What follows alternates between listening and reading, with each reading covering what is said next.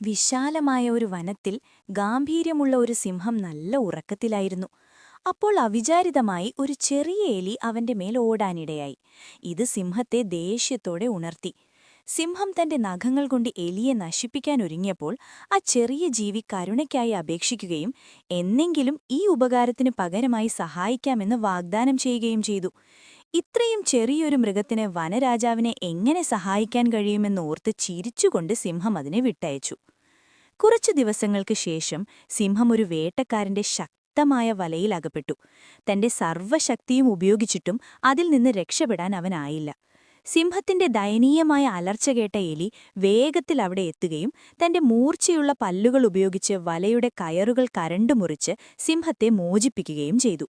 നന്ദിയോടെയും വിനയത്തോടെയും സിംഹം ഒരു കാര്യം മനസ്സിലാക്കി: ഒരാളെയും അവരുടെ വലിപ്പം നോക്കി ഒരിക്കലും കുറച്ചു കാണരുത്.